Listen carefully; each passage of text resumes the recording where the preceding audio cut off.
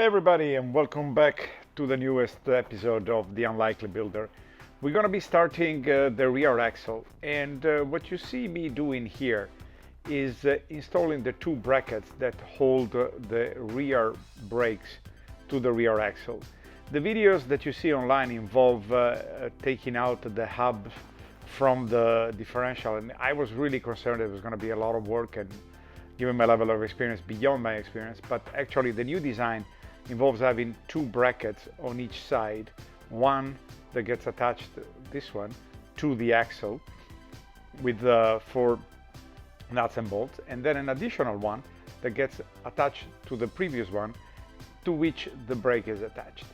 And I have to say it's a fantastic design. It took some kind of wiggling because they give you a bunch of spacers and you need to make sure that once the brake is mounted on the rotor is centered, and so it took some trial and error, and you see me here with the impact driver putting in the bolts quickly to measure where the distance is and how to make it centered. But other than that, it's a great design. So here I'm torquing the 4 screws that are attaching the first bracket to the axle, and then the 4 second screws that are attaching the second bracket to the first bracket.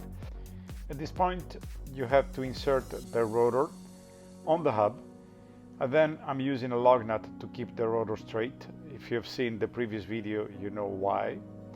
And here what I'm doing is that I'm putting the brake pads on the brake caliper. That's the only thing you really have to do to assemble the rear brakes. They are much easier than the front brakes.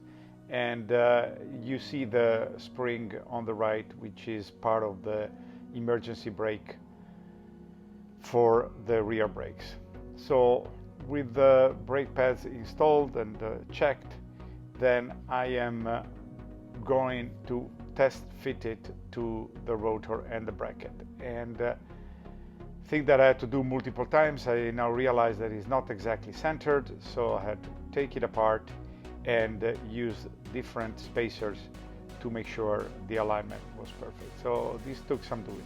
I had to take it apart and put it back together a few times, but totally worth it not having to undo the differential and just being able to work with the axle quote-unquote closed. Here I'm installing finally the brake pad onto the bracket, and I'm torquing the upper bolt, and then the lower bolt required an extension to be torqued, but then that's it. So we have a rear axle that has the brakes, which is the first part of building the rear axle. We got a bunch of more things that we need to do, and they will happen in the next installments. I'm really looking forward to it. If you like the video, please hit on like, and if you like the channel, please subscribe. I'm looking forward to continuing this adventure. Thank you.